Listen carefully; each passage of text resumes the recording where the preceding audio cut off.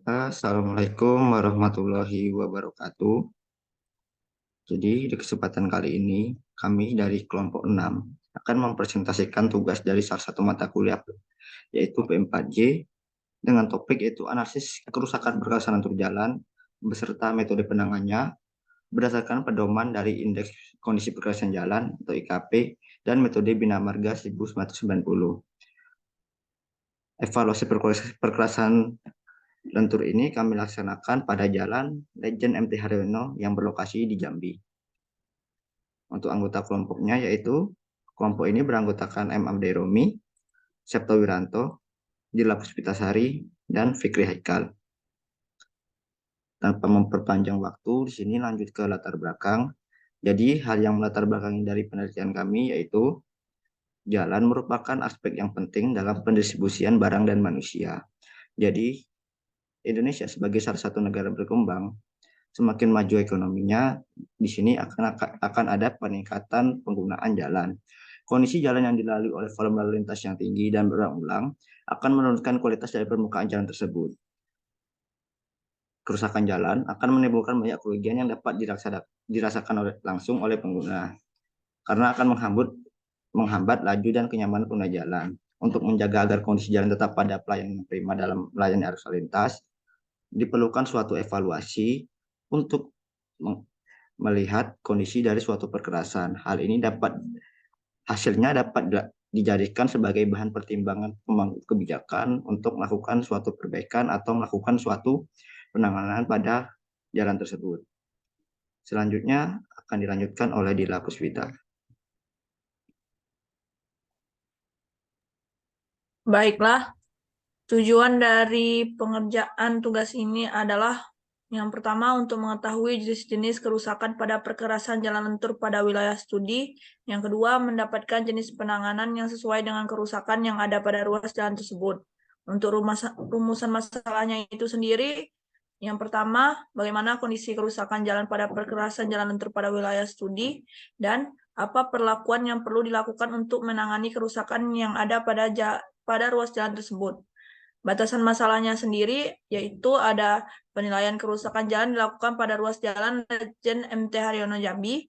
Yang kedua, penilaian kerusakan jalan dilaksanakan berdasarkan pedoman Indeks Kondisi Perkerasan IKP 01/2016B dan metode Bina Marga 1990.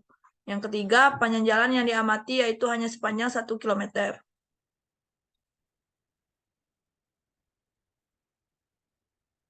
Selanjutnya akan dilanjutkan oleh Fikri Haikal. Baiklah, di sini perkerasan jalan adalah bagian jalan raya yang diperkeras dengan agregat dan aspal atau semen sebagai bahan ikatnya sehingga lapis konstruksi tertentu yang memiliki ketebalan, kekuatan, dan kekakuan serta kestabilan tertentu agar mampu menyalurkan beban lalu lintas di atasnya ke tanah dasar secara aman. Perkerasan lentur atau fleksibel pavement yaitu perkerasan yang menggunakan aspal sebagai bahan pengikat. Lapisan-lapisan perkerasannya bersifat memikul dan menyebarkan beban lalu lintas. Struktur lapisan perkerasan lentur yaitu di lapisan paling atas itu ada wearing course, binder course, lapisan permukaannya, lapisan fondasi atas atau base, lapisan fondasi bawah atau subbase, dan tanah dasar subgrade. Selanjutnya akan dijelaskan oleh Bang Romi.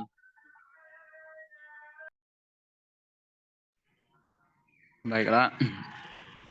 Selanjutnya itu penilaian kondisi perkerasan lentur jalan menurut pedoman Indeks Kondisi Perkerasan PD 01/2016B.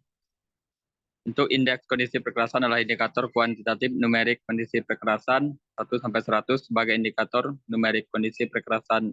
IKP menunjukkan tingkat kondisi permukaan perkerasan. IKP menunjukkan ukuran kondisi perkerasan pada saat disurvei berdasarkan kerusakan yang terpantau pada permukaan perkerasan, yang juga menunjukkan kepaduan struktural dan kondisi fungsional perkerasan, ketidakrataan dan kekesatan. Untuk itu nilai IKP itu lebih dari 85 itu jenis penanganannya pemeliharaan rutin. Untuk nilai 70 sampai 85 itu pemeliharaan berkala. Untuk 55 sampai 70 yaitu peningkatan struktural. Untuk 55 yaitu rekonstruksi atau daur ulang. Untuk selanjutnya itu penentuan nilai kondisi jalan dilakukan dengan menjumlahkan setiap angka dan nilai untuk masing-masing jenis kerusakan. Urutan prioritas dihitung berdasarkan nilai-nilai kelas lintas harian rata-rata atau singkat dengan LHR dan kondisi jalan yang didapat dari penilaian kondisi permukaan jalan dan nilai kerusakan jalan lah. Untuk UP nilainya itu 17, untuk kelas LHR tambah nilai kondisi jalan.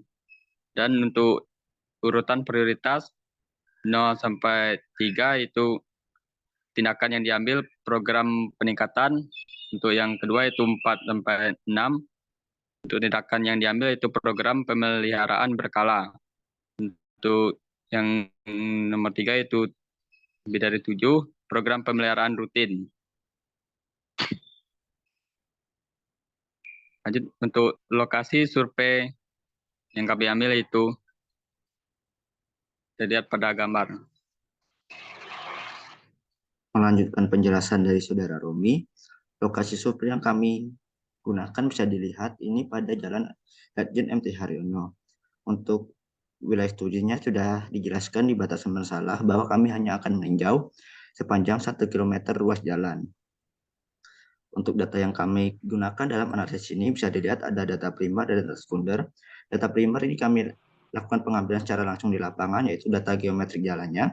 Selanjutnya data volume lalu lintas. Hal ini akan berguna dalam evaluasi dengan metode bina marga karena menggunakan data lalu lintas. Selanjutnya data kerusakan jalan yang tentunya akan berguna untuk kedua metode. Selanjutnya itu data sekunder, peta jalan, dan status jalan. Untuk pengambilan data kerusakan jalan, datanya diambil secara langsung di lapangan dengan dilakukan secara manual, jadi kami tinjau per 50 meter. Peninjauan ini untuk memastikan tidak meleset, kami menggunakan meteran dorong. Lalu untuk pengambilan data LHR, pengambilan data LHR ini dibantu dengan aplikasi multi counter untuk mencatat kendaraan. Kendaraan yang kami catat ini sesuai dengan MKJI, yaitu MC, LV, dan HV. Pencatatannya itu dilakukan setiap 15 menit. Jadi setelah kami melakukan observasi di lapangan, kami mendapatkan yang pertama ini data kerusakan jalan. Di sini akan kami olah lebih dahulu untuk penilaian kondisi perkasanan tur jalan berdasarkan pedoman IKP PD 01/2016B. Jadi dari metode IKP untuk rentetan metodenya bisa dilihat di bab 2 dari laporan kami. Di sini sudah ada tahapan dari proses untuk menghitungnya. Ada pertama perhitungan kerapatan kerusakan. Jadi sebelum mendapatkan ini kami harus mendata dulu lebar dari kerusakan yang ada di lapangan. Pencatatannya bisa seperti yang disampaikan sebelumnya itu dilakukan per segmen 50 meter. Di sini adalah luasannya dalam meter persegi. Lalu di sini ada perhitungan mengenai kerapatannya. Jadi untuk luas jalan ini adalah luas dari setiap segmen yang ditinjau. Nantinya akan diperbandingkan dengan luas kerusakannya. Dari sini kami akan mendapatkan nilai kerapatan kerusakan. Setelah mendapat nilai kerapatan kerusakan, data tersebut akan diolah. Untuk selanjutnya kami hitung nilai pengurang kerusakan. Nilai pengurang kerusakan ini didapat dari grafik yang ada di dalam IKP. Di sini sudah direkap juga di dalam bab 2 untuk jenis-jenis kerusakan. Ini contohnya itu untuk jenis kerusakan lubang di segmen 300 sampai 310 dengan tingkat kerusakan sedang kerapatan 3,2 ditarik ke atas. Didapatkan garis merah yang selanjutnya bisa dibaca lalu di input dalam nilai pengurang. Saya mendapatkan nilai pengurang kerusakan. Di sini dilakukan lagi perhitungan NPT maksimum. Diperhitungkan juga nilai M yang sudah ada di rumus.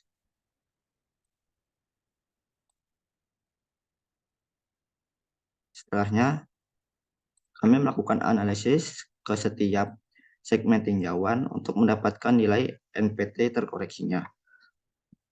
Dari nilai NPT ini bisa kita dapatkan nilai IKP dari setiap ruas jalan. Di sini sudah direkap untuk setiap segmen, ada yang kondisinya sangat baik, lalu ada juga yang baik. Untuk nilai-nilai ini bisa dilihat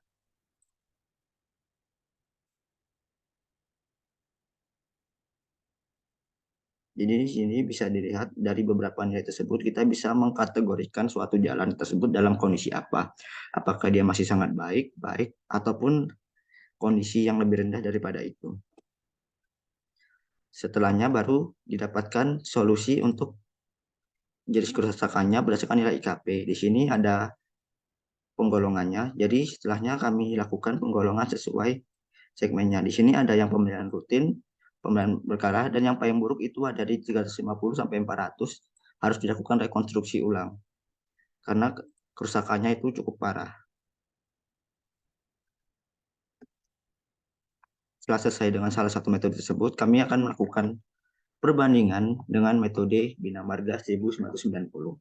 Dari metode Bina Marga ini kita menggunakan LHR. Jadi di sini ada hasil LHR-nya. Bisa dilihat dilakukan pencatatan dalam setiap 15 menit. Di sini kami melakukan sampling pada jam-jam sibuk. Lalu untuk penentuan AMP ini dilakukan berdasarkan MKJI, itu berdasarkan jumlah kendaraan dalam 1 jamnya. Di sini untuk MC motor 0,25, MC LV1 dan MP HV 1,2 didapatkan volume tertinggi 1628,95. Lalu dari tabel yang bisa dilihat di sini untuk LHR 500 sampai 2000 itu masuk di kelas lalu lintas 4. Setelah kita mendapat kelas LHR-nya, kita melakukan penilaian kondisi kerusakannya. Sini dilakukan penginputan terhadap nilai kerusakan yang ada. Lalu di sini diperhitungkan dari setiap kerusakan yang kita masukkan. Ini sudah ada ketentuannya untuk misalnya untuk lebar segini angkanya berapa. Nah, berdasarkan hasil yang kami dapatkan itu nilainya 8, dan jika dikorelasikan ke dalam tabel itu nilai kondisi jalannya ada di besaran 3. Bisa dilihat 7 sampai 9 itu ada di 3. Lalu setelah mendapatkan data tersebut, kita bisa menentukan urutan prioritas. Urutan prioritas ini dalam metode Bina Marga akan menentukan penanganan apa yang dibutuhkan pada suatu kerusakan perkerasan jalan. Di sini untuk nilai urutan prioritas yang didapatkan yaitu bernilai 10, dalam artian itu lebih dari 7 dan memerlukan program pemeliharaan rutin. Setelah melakukan analisis terhadap metode tersebut, didapatkan suatu kesimpulan. Yang pertama, berdasarkan hasil evaluasi dengan metode IKP PD 01 2016B, dapat dilihat sebagian jalan masih dalam kondisi baik dan hanya memerlukan pemeliharaan rutin. Namun, pada beberapa segmen, terutama pada STA 0350 sampai 0400 itu diperlukan rekonstruksi karena kerusakannya cukup parah. Kesimpulan kedua dari metode Bina Marga, berdasarkan metode Bina Marga, nilai urutan prioritas yang didapatkan yaitu sebesar 10 dan berada pada rentang lebih besar daripada 7. Maka hasilnya itu program yang mesti dilakukan adalah program pemeliharaan rutin.